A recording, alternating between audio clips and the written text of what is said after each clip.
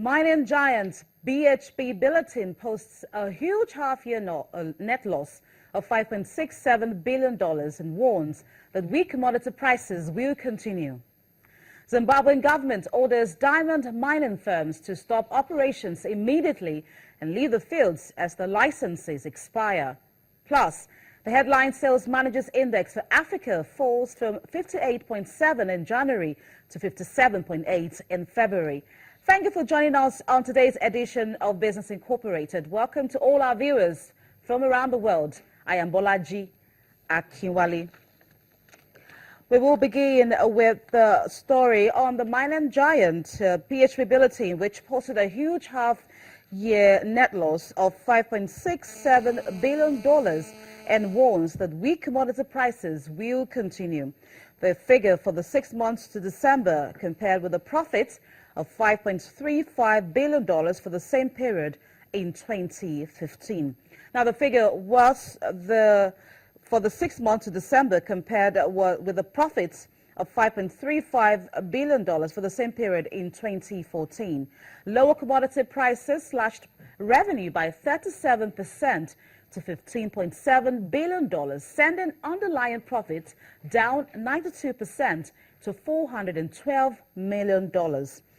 BHP is one of the world's biggest mining companies, and it took the ask to the interim dividend. It has abandoned its long-held policy of maintaining or increasing dividend payout to shareholders, reducing the payouts from 62 cents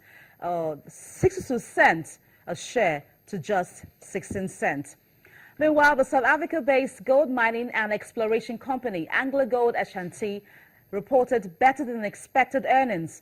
The company reported a loss of $70 million during 2015, adding on to the $39 million loss experienced the year earlier. Despite the company losing money, they didn't lose as much as analysts had forecasted. In UK, Prime Minister David Cameron campaigned to keep Britain in the European Union was boosted on Monday night as 36 leaders of the UK's 100 biggest companies signed a letter saying it would be best for the economy. The letter came after the Prime Minister fought back against London Mayor Boris Johnson, Britain's most popular politician, who said that he would campaign to leave the bloc in the referendum on June 23. The maintain leaving the European Union will threaten jobs and put the UK's economy at risk. The business leaders who signed the letter include bosses from BT, Marks & Spencer, Vodafone and London's Heathrow and Gatwick airports, which employ 1.2 million people and represent about 200 companies. The leaders praised Cameron's agreement with his EU counterparts in Brussels on Friday, which they said would improve opportunities for business. And it's half-day gone into trading at the European markets. Let's talk to DWTV Channel TV correspondent Ulrich Barth as he joins us live from the Frankfurt Stock Exchange. Hello, Ulrich, and welcome to the program. Hi. Hi, pleased to be with you. Okay, good news and bad news from Germany today. Now, the government reported on a budget surplus for 2015 that far surpassed all forecasts. Now, business sentiment, on the other hand, continued to weaken. Tell us more.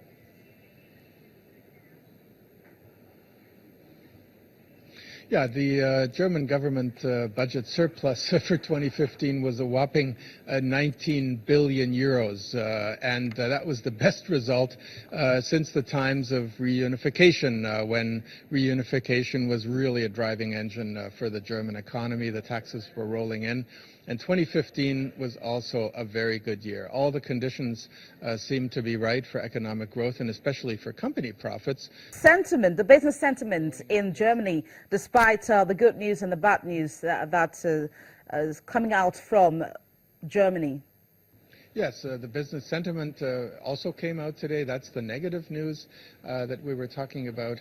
The business sentiment, about 7,000 companies are polled each month by the IFO Institute in Munich, and the business sentiment dropped for the third month in a row.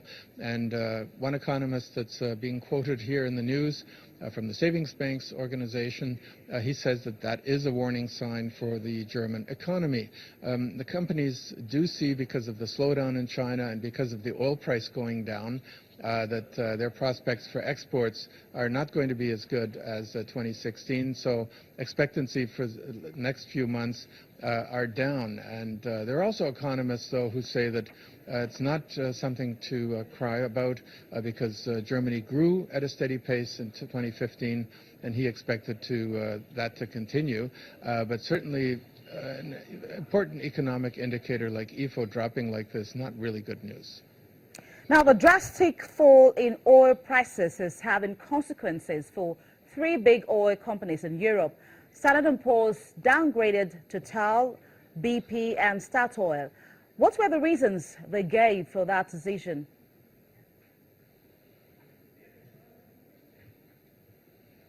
Well, on the one side, the low oil price. Standard & Poor's is looking at the prices one is seeing at the markets right now, just over $30, and they're saying, well, we have to revise our forecast for oil down until 2018, a maximum of $50 they're seeing, and so they're seeing lower revenues and lower profits for the big oil companies. And the second thing, they're quite dissatisfied with the way these three European companies are managing the situation.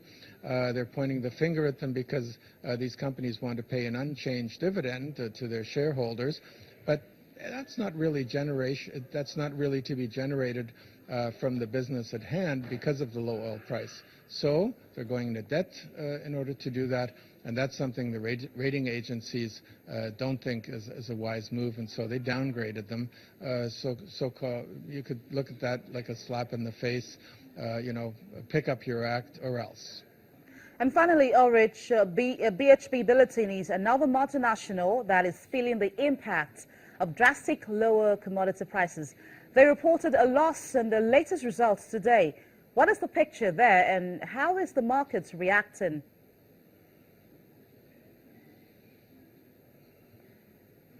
Yeah, it's really quite a drastic picture at BHP Billiton.